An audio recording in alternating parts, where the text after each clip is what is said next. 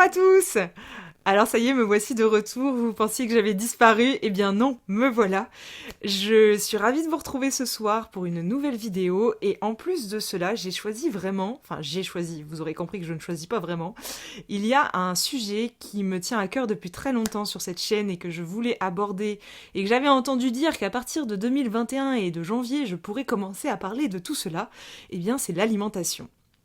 Et dans cette vidéo, je vais vous parler du rôle prépondérant de l'alimentation, du rapport qu'on entretient avec l'alimentation par rapport à la période actuelle, qui est une période d'ascension vibratoire.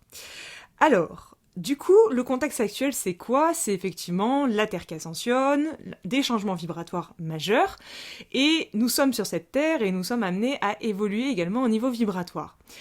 Et donc, qu'est-ce qu'il faut comprendre? C'est que l'alimentaire, et aussi petite paraphe rigolote, c'est qu'on est quand même au mois de janvier, et souvent au mois de janvier, on prend des bonnes résolutions pour l'année, et que souvent, si on regarde un peu les bonnes résolutions, il y en a souvent qui sont au sujet de l'alimentation.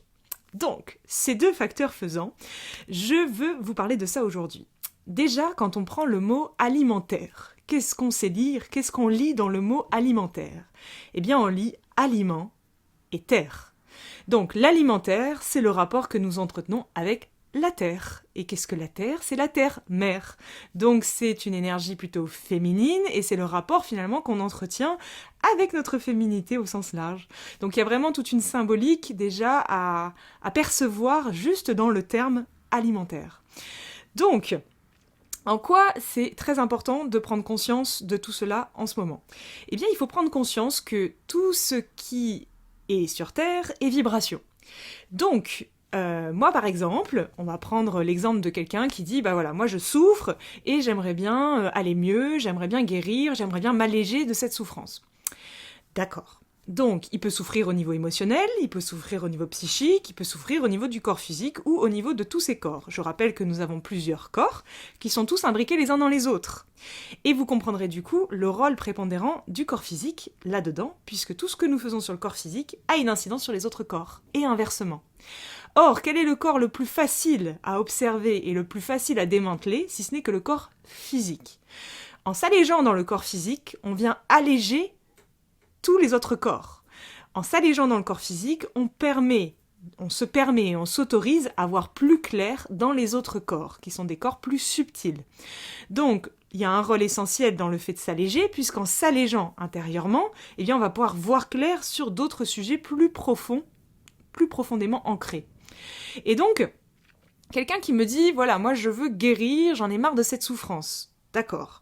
Donc on a tous à l'intérieur de nous un fardeau, à l'intérieur duquel il y a une espèce de petit paquet avec plein de choses pas sympathiques du tout, et on veut évidemment s'alléger. Donc tout le monde veut aller vers un allègement, on est bien d'accord qu'on veut plutôt vider que remplir. Or, qu'est-ce qu'on fait quand on mange? Est-ce qu'on vide ou est-ce qu'on remplit? Donc ça, c'est une première chose à comprendre. Est-ce que quand je mange, donc vous personnellement, est-ce que quand je mange, je suis plutôt dans une quête de me vider ou plutôt dans une quête de me remplir? Vous me direz, cette question elle est complètement con, si je mange c'est que j'ai faim, donc c'est pour combler un vide. Est-ce que ce vide est purement physique ou est-ce que ce vide est également émotionnel et psychique? Il y a plein de questions à se poser comme ça. Et tout ce que je mange, je le vibre. Donc, si je mange quelque chose qui a souffert, je vibre la souffrance. Or, qu'est-ce que je veux? Je veux me libérer de la souffrance. On est dans une période d'ascension vibratoire, on est destiné aujourd'hui à s'alléger et à se libérer. Donc, je veux me libérer de ma souffrance, mais pour autant, je mange des choses qui souffrent. Je veux me désengluer de la matière et pour autant je mange de la glu. Parce que la majorité des aliments qui sont aujourd'hui disponibles dans les magasins à gauche, à droite en France, sont des aliments pleins de glu. Plein de souffrance. Il n'y a pas que la viande qui a souffert, il y a plein d'autres choses qui souffrent également. Les végétaux souffrent énormément quand ils sont soumis à des pesticides, par exemple. Donc ils souffrent, c'est de la souffrance végétale que vous ingérez quand vous mangez ça. Donc vous voulez sortir de la souffrance, mais en même temps vous vous remplissez de souffrance. Donc voyez un petit peu le rapport essentiel, la prise de conscience qu'il faut vraiment opérer ici. Mais la prise de conscience ne s'arrête pas là, bien évidemment. Donc il y a déjà ça à entendre. Ensuite, la chose à entendre, c'est qu'il faut déconstruire, parce que autour de l'alimentation, il y a plein de croyances limitantes, et il y a beaucoup de petits personnages égotiques qui se dissimulent là-dedans. Parce qu'évidemment, l'alimentation est un très grand pouvoir. Parce que celui qui a conscience de ce qu'il met en lui, va progressivement voir clair à l'intérieur de lui.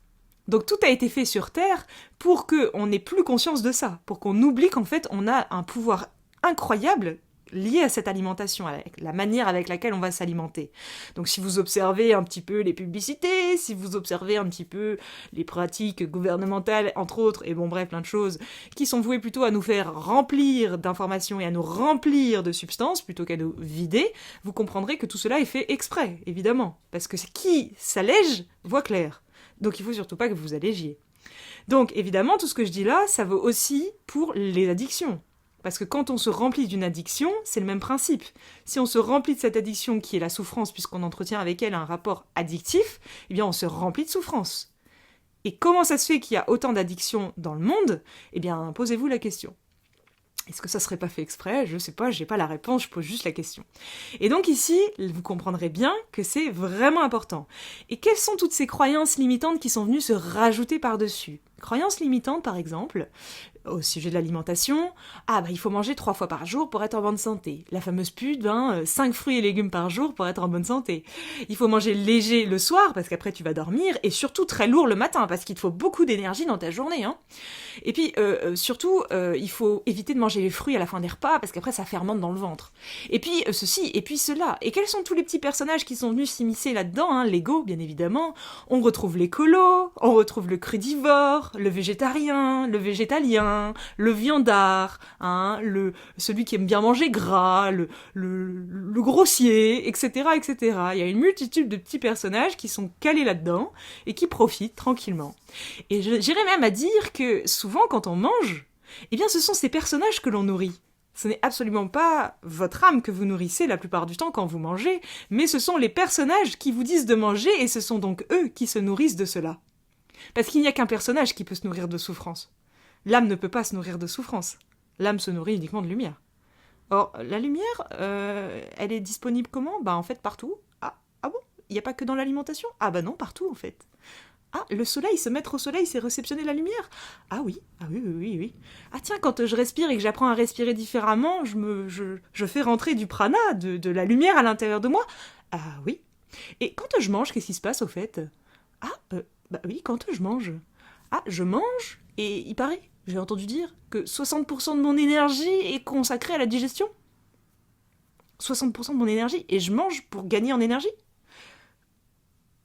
Voilà, je pose juste ça là.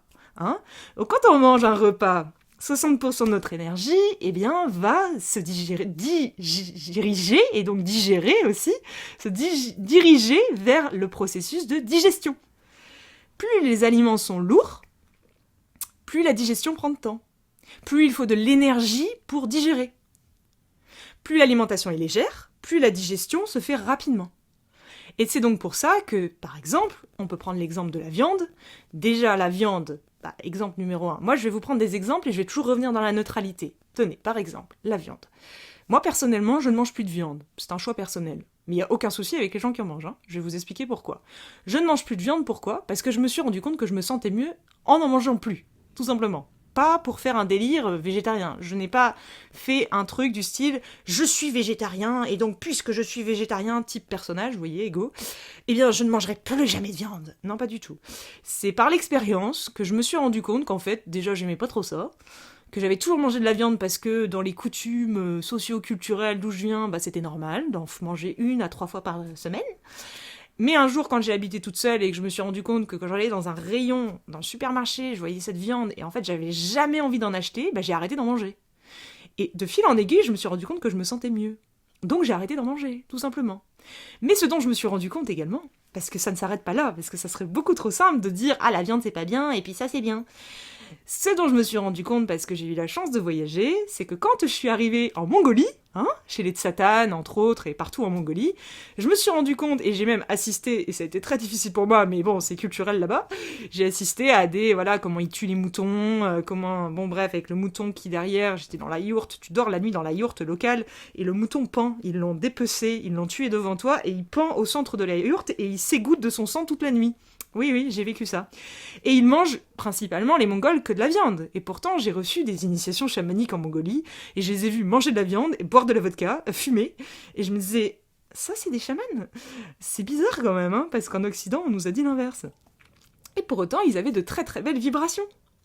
Et oui, pourquoi? Parce que déjà, la viande n'est pas tuée de la même manière, les animaux sont respectés, et on pourrait même dire, si vous regardez Avatar par exemple, que les animaux ils s'offrent à vous, c'est une offrande quelque part. On pourrait même aller plus loin, hein. Vous savez, dans un animal il y a une âme, hein. Il y a une conscience. Et peut-être que cette conscience, elle a envie d'en finir pour pouvoir se réincarner dans un corps et évoluer, par exemple. Donc, par exemple, le cas des moustiques qui vous embêtent l'été, parfois quand un moustique insiste vraiment sur moi et que je lui dis 3 fois « Écoute mon ami, si tu continues à vouloir me piquer, c'est que probablement tu as envie de changer de plan. » Donc je finis par le faire changer de plan. En me disant intérieurement, bah oui, peut-être qu'il voudra se réincarner dans autre chose, et peut-être qu'il a fini son évolution en tant que moustique, vous voyez ce que je veux dire. Bon, c'est peut-être un peu trop pour certaines personnes. Revenons à nos moutons. Du coup, revenons à nos moutons en Mongolie, donc je me suis rendu compte qu'effectivement, eh bien les Mongols avaient de très très belles vibrations, et pourtant mangeaient de la viande. Ils buvaient aussi parfois un peu d'alcool, et voire ils fumaient aussi pas mal. Mais comment ça se fait? Là, j'ai fait un petit pet au casque, parce qu'évidemment, au début, quand tu deviens végétarien, tu tombes forcément dans le panneau du personnage végétarien. C'est normal, hein, c'est un peu, tout le monde fait ça, hein. Mais t'en ressors par l'expérience. Et donc, qu'est-ce que tout cela m'a amené à comprendre? Eh bien, ça m'a amené à comprendre qu'il n'y avait pas de bonnes ou de mauvaises choses. Tout dépend de ce que l'on en fait. Et je dirais même, le plus important, c'est tout dépend de l'espace depuis lequel on agit. Quand vous mangez, si vous êtes en train de manger, eh bien vous êtes en train de manger. Si vous posez un regard de conscience sur le fait de manger, la conscience transforme tout. Tout? Ah oui, tout. Oui, en fait. Donc si je prie, si je bénis la nourriture, vous savez, les chrétiens, c'était pas une mauvaise idée, hein. Jésus, le pain, on divise le pain, on bénit la nourriture avant de manger. Bon, ça a été déformé, mais à la base, c'est pas une mauvaise idée. Parce que quand on bénit la nourriture, je parle depuis l'espace du cœur, hein, pas depuis le personnage qui veut bénir. Hein. Donc quand je bénis la nourriture depuis l'espace du cœur, eh bien, j'informe cette nourriture d'une vibration bénite, donc d'une vibration élevée. C'est pourquoi, cela expliquant pourquoi, certaines personnes peuvent boire 1 litre de vodka et ne pas être bourrées. Par exemple, oui, parce que je l'ai déjà vu aussi, ça. Parce que j'avais aussi un truc avec l'alcool. Donc, j'ai assisté à pas mal de choses comme ça dans ma vie, où tout s'est retourné, et où je me suis rendu compte par le pouvoir de la conscience, et relisez Le Guerrier Pacifique, parce que je pense que c'est le livre dans lequel j'ai le plus compris ça, c'est Le Guerrier Pacifique. Parce que dans le tome 1 du Guerrier Pacifique, c'est justement Socrate, celui qui justement montre le chemin, en tout cas essaye de montrer le chemin à Milman, hein, donc le petit jeune gymnaste. Eh bien, il lui fait faire un entraînement, il dit maintenant tu dois jeûner, tu dois ceci, tu dois cela, tu dois ceci, etc. Donc tu dois jeûner, tu dois arrêter de manger ci, arrêter de manger ça, arrête de manger de la viande, arrête la sexualité, arrête ceci. Donc Milman, le petit jeune, il arrête tout ça pendant un laps de temps, il est hyper motivé, hyper déterminé, et puis à la fin de tout cela, lorsque Socrate l'a décidé, il lui dit « Bon, allez, ce soir, on va aller faire la fête ». Et il emmène le petit jeune en boîte de nuit, dans un bar, bon bref, ils font plein de trucs, ils arrêtent pas de boire, ils fument, ils font n'importe quoi, ils mangent plein de trucs. Et donc, Milman il dit, mais je comprends pas Socrate, tu m'as dit d'arrêter tout ça, et maintenant, en fait, toi qui es mon maître, t'es en train de faire exactement ce que tu m'as dit que je devais arrêter parce que c'était, soi-disant, pas bon vibratoirement pour moi. Et Socrate lui répond, mais non, ce n'est pas ça du tout. Je t'ai fait arrêter tout cela pour développer ta bonne volonté. Développer ta bonne volonté. Et ensuite, une fois que la bonne volonté est développée, une fois que le courage est développé, le courage du guerrier, je répète bien, une fois que tout cela est développé, une fois que tu as posé ta conscience sur qu'est-ce que ça te faisait avant quand tu mangeais ça, et du coup, vu que tu arrêtes, qu'est-ce que ça te fait à l'intérieur de toi? Une fois que tu as réussi à poser ta conscience là-dessus, donc, s'il y a des personnes qui m'écoutent, qui par exemple mangent de la viande, qui par exemple ont certaines addictions, qui par exemple ont certaines mauvaises habitudes dont ils aimeraient se dépêtrer, vous vous rappelez les résolutions 2021 ? Eh bien si quand vous m'écoutez, vous avez des idées comme ça qui ressurgissent, eh bien je vous conseille, comme dans le Guerrier Pacifique, de vous en dépêtrer pendant 1 semaine, 15 jours, 1 mois. Pendant 1 semaine, 15 jours, 1 mois, la durée qui est possible pour vous, vous arrêtez de consommer cela. Alors pour les addictions, ça peut être un peu plus compliqué, on peut réduire. Déjà 3 jours, c'est déjà bien. Pour la viande, pour tout ça, évidemment, on peut quand même faire un effort de 15 jours. Pendant ce laps de temps, pensez au Guerrier Pacifique. Pendant ce laps de temps, posez un regard de conscience sur ce qui se passe. Je rappelle, tous les corps sont imbriqués les uns dans les autres. Si vous changez quelque chose au niveau du corps physique, il va y avoir un changement au niveau émotionnel et psychique. Donc si vous avez la capacité à le voir, c'est ce qu'on vous demande justement. Parce que quand on est habitué à quelque chose, quand on a des mauvaises habitudes, on ne se rend plus compte à terme que ce sont de mauvaises habitudes et on ne se rend plus compte de l'impact que cela a sur nous. Donc vous arrêtez pendant une durée, laps de temps déterminé, On développe la bonne volonté, l'esprit un peu guerrier, etc. Mais ensuite, ça ne s'arrête pas là. Parce que si vous vous arrêtez, et que juste vous vous arrêtez, qui va se glisser là-dedans? La tour de contrôle, ou le bourreau, ou le masochiste, vous savez, ce petit personnage qui a envie que vous souffriez le plus possible, hein, et qui va vous dire « Non, ça tu n'as pas le droit hein ». Qui n'a jamais eu des crises de boulimie, des crises d'anorexie, des dérèglements alimentaires, et qui s'est jamais dit une fois dans sa vie « Ah bah je vais arrêter d'acheter du chocolat, comme ça au moins je n'en mangerai plus ». Hein? Et qui a vérifié que ça ne fonctionnait pas? Je pense que tout le monde l'a vérifié par l'exemple. Donc c'est pas en se privant qu'on arrive à se dépêtrer de quelque chose. La seule manière de se dépêtrer d'une mauvaise habitude, c'est de prendre conscience que c'est une mauvaise habitude. Mais pas juste d'en prendre conscience là, de le vivre dans son corps. Donc on arrête pendant 10 à 15 jours, je rappelle guerrier pacifique, et ensuite on reprend. Donc c'est ce qu'a fait Socrate avec Milman, et j'ai trouvé ça très rigolo quand je l'ai lu récemment. On reprend tout cela, et là, attention, on observe ce qui se passe. Parce que c'est là où on peut entendre, c'est là où on peut intégrer quelque chose. Parce que si on n'observe pas pleinement ce qui se passe à ce moment-là, on ne peut pas comprendre ce qui s'est passé. Donc on reprend l'aliment ou la substance ou peu importe, et on observe quelle est la qualité de mes pensées. Est-ce que j'ai des émotions particulières qui prennent naissance? Comment je me sens intérieurement? Est-ce que je me sens agitée, apaisée? Est-ce qu'il y a quelque chose qui a changé? Est-ce que je me sens fatiguée? Je rappelle, au plus on mange, au plus on digère. Au plus on digère, au plus on est fatigué. Donc j'ai fait une vidéo, la première vidéo sur cette chaîne que j'ai faite, c'était je suis fatiguée tout le temps sans raison apparente. Cette vidéo a eu 50 000 vues, c'est la plus vue de la chaîne. Mais j'ai oublié de dire dans cette vidéo que la raison principale de votre fatigue, c'est le fait de trop manger. Voilà. Donc ensuite vous reprenez et vous observez. Et là, vous en ferez l'expérience. Et là, par la conscience, il y a prise de conscience. Et seule la prise de conscience, seul le fait de poser un regard de conscience sur quelque chose permet d'en changer. Voilà. La conscience, c'est pas le personnage. Et c'est ça la difficulté. Parce qu'à des fois, on a l'impression qu'on regarde avec la conscience, mais en fait, c'est encore un personnage qui regarde. Et souvent, c'est la tour de contrôle, vous voyez. Donc, c'est un processus qu'il faut répéter plusieurs fois, autant de fois que nécessaire, jusqu'à temps d'en sortir. Voilà. Mais cette vidéo a vraiment pour objectif de vous faire entendre que tout ce qui est dit au sujet de l'alimentation, de la littérature, de plein de trucs, je suis pas en train de dire que c'est faux, je suis juste en train de dire qu'il faut reconnecter avec nos corps. Il faut apprendre à se ressentir dans nos corps à nouveau. Donc faites des pratiques physiques, sportives, faites du yoga, faites des choses dans le corps pour pouvoir revenir dans votre corps. Car lui seul sait, le corps c'est notre boussole, lui seul sait, tiens, là j'ai envie de manger un paquet de chips. Tiens, là il est 15 heures et j'ai envie de manger un bol de soupe. Tiens, là, il est 16 heures et j'ai même pas mangé depuis ce matin et je n'ai pas faim. Le corps est intelligent et cette intelligence-là, elle est réelle, elle est palpable. Et vous pourrez être amené à la ressentir à partir seulement du moment où vous aurez laissé de côté vos croyances limitantes. Vous serez sorti de tout ce maillon de croyances assez fortes autour de l'alimentaire pour revenir à une conception beaucoup plus simple, juste du ressenti intérieur. Et donc, si je peux vous partager un petit témoignage, je pense, un petit exemple. Bon, je vous partagerai plus d'exemples au sujet alimentaire sur cette chaîne parce que j'ai beaucoup traversé d'épreuves alimentaires dans ma vie. Mais ces derniers temps, ça faisait à peu près 1 an, je sentais que quand je mangeais, ça ne me nourrissait plus. Je mangeais, et la seule chose que je ressentais après avoir mangé, c'était de la fatigue. Et je me sentais fatiguée tout le temps. Et 3 fois par jour, on mange quand même. Hein. Donc le matin, je mangeais, derrière, j'étais fatiguée. Le midi, je mangeais, derrière, j'étais fatiguée. Le soir, je mangeais, j'étais fatiguée derrière, mais ça, à la limite, on s'en fout, parce qu'on va se coucher. Et donc, je me suis dit, mais attends, mais c'est pas normal. Et à chaque fois que je mangeais, je me disais, mais j'ai l'impression que ça m'alourdit, alors que c'est censé me nourrir, me faire du bien, mais j'avais l'impression que ça me faisait pas du bien, en fait. C'était juste, ça m'alourdissait et ça m'engluait quelque part. Et vous savez, c'est comme le repas du midi. On mange un truc le midi, puis l'après-midi, t'as encore des trucs à faire, mais t'es là, t'es léthargique devant ton ordi, ou t'es léthargique au bureau, ou t'es léthargique devant tes mails, ou peu importe, et t'as du mal à repartir après l'après-midi. Et donc, je me suis dit, bah écoute, ça a pris un certain temps, parce qu'il y avait des croyances limitantes, justement. J'ai eu la chance de tomber sur une émission sur YouTube. Cette émission, c'était au sujet de la nourriture pranique. Moi, j'ai appris quelque chose. Hein. Je le savais qu'il y avait des gens qui ne mangeaient plus sur Terre. Je le savais.